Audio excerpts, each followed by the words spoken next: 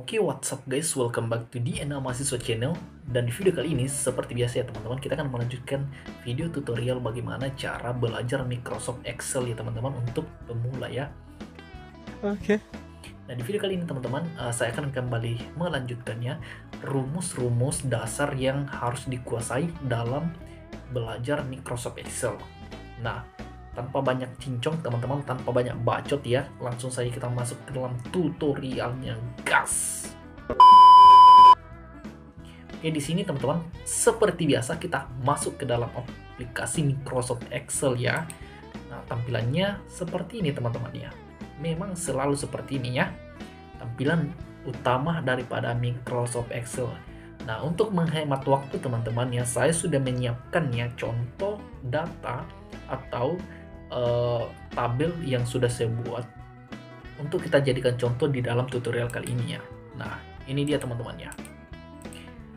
Nah, tutorial rumus yang akan kita pelajari hari ini adalah tentang bagaimana rumus if. Nah, rumus if itu teman-teman adalah rumus logika ya dalam Microsoft Excel. Nah, misalnya ini ya, saya ambil contoh karena saya adalah seorang guru ya. Nah, di sini saya ada misalnya contoh nilai-nilai siswa ya, misalnya ada nilai ujian gitu ya. Nah, untuk mengetahui keterangan misalnya kriteria kelulusan atau tidak lulusan siswa berdasarkan nilainya, kan misalnya kalau misalnya ada kita punya misalnya 10 atau 30 siswa, kan banyak tuh. Kan kalau misalnya kita lihat satu-satu, oh nilainya segini, dia lulus, dia tidak lulus, kan repot kan. Nah, ada rumus ya dari yang disiapkan oleh Excel ya, rumus logika, namanya adalah rumus if teman-teman. Fungsinya apa? Nah, untuk mengetahui kriteria tertentu itu secara cepat dan otomatis ya teman-teman. Misalnya dari jajaran nilai siswa, ada 10 siswa di sini. Dari jajaran nilai ini, siswa mana yang lulus dan siswa mana yang tidak lulus. Nah, itu kita menggunakan rumus if teman-teman ya. Nah, ya di sini saya juga punya ya, saya berikan ya catatannya teman-temannya, catatan kriteria yang saya gunakan misalnya ya. Misalnya kalau misalnya nilai siswa itu 0 sampai 50, itu kriterianya itu dinyatakan tidak lulus teman-temannya. Dan kalau nilainya itu 51 sampai 100, itu berarti siswanya lulus. Nah, ini yang akan kita gunakan sebagai patokan dalam menggunakan rumus if ini di data ini teman-teman ya. Nah, gimana rumusnya? Sangat gampang teman-teman. Yang pertama, teman-teman ketik di sini seperti biasa kalau kita ingin menggunakan rumus Excel teman-teman, adalah dengan mengetik sama dengan ya, dan ketik juga if. Teman-teman bisa menggunakan huruf besar atau huruf kecil, sebenarnya sama aja ya. Kemudian buka kurung. Nah, di sini sebenarnya Excel juga sudah menyiapkan teman-teman penjelasan rumusnya ya. Nah, di sini adalah logical test. Nah, kita akan memasukkan logical testnya teman-teman. Bagaimana cara memasukkan logical testnya? Nah, inilah fungsi daripada nilai atau kriteria catatan yang sudah kita buat tadi teman-teman ya. Nah, di sini kita gunakan ya. Kita ketik dulu misalnya ini ya, nomor 1 nilai 100 ya. Kita ketik di 100 teman-teman. Nilai 100, kemudian kita ketik lebih kecil.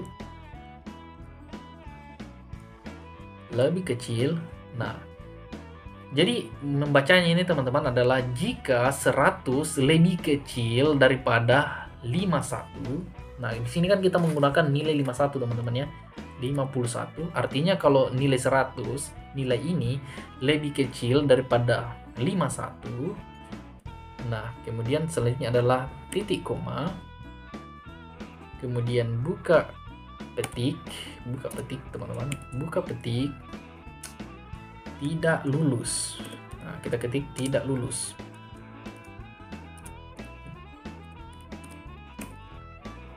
Kemudian tutup petik, kemudian jangan lupa titik koma. Kemudian buka petik lagi teman-teman ya. Ini kan bacanya jika 100 lebih kecil daripada 51, maka dinyatakan tidak lulus. Namun Ya, apabila 100 lebih besar dari 51 maka dia dinyatakan lulus. Maka di sini kita ketik lulus teman-teman ya. Lulus seperti itu ya. Kemudian tutup ketik, balas kurung, dan enter. Nah, di sini kriterianya muncul secara otomatis ya. Jadi siswa pertama yang namanya ini teman-teman dengan nilai 100 itu dinyatakan lulus. Dan untuk siswa-siswa selanjutnya kita tidak perlu repot-repot untuk membuat rumus yang baru teman-teman. Teman-teman tinggal drag aja turun seperti ini misalnya. Nah, otomatis teman-teman muncul lulus, lulus, tidak lulus, tidak lulus, dan lulus, dan seterusnya ya. Jadi ini cukup membantu kita teman-teman, khususnya untuk yang berprofesi sebagai guru ya, untuk menentukan kriteria nilai siswanya itu sangat-sangat easy dan sangat-sangat gampang ya. Nah, itu adalah rumus yang pertama, rumus if atau logika. Nah, kemudian di sini juga saya ingin share ya teman-teman, karena di video-video sebelumnya saya juga pernah memberikan tentang rumus min dan rumus max nilai.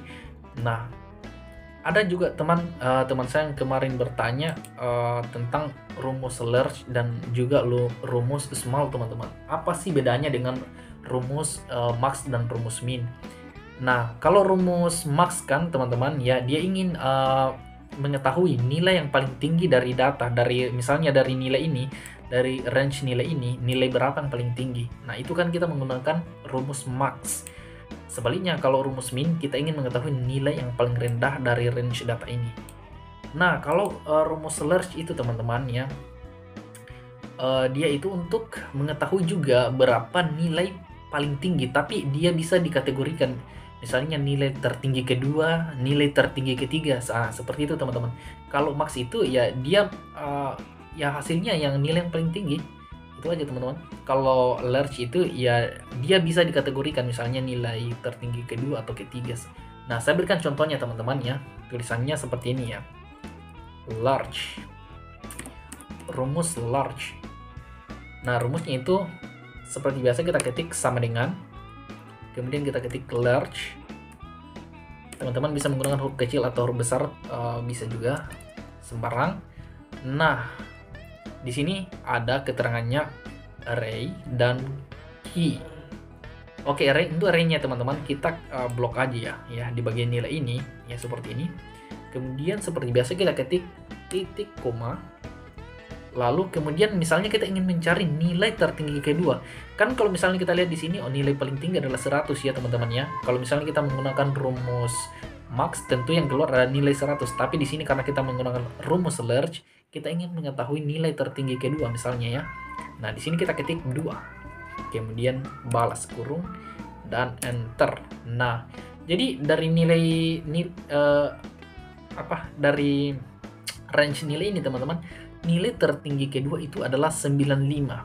Nah, kalau misalnya kita ingin mengetahui nilai tertinggi ketiga, nah kita ketik aja begini teman-teman, large, kemudian buka kurung, teman-teman blok lagi nilainya seperti ini, blok, kemudian teman-teman ketik titik koma, kemudian 3, kemudian balas kurung, tekan enter. Nah, 90.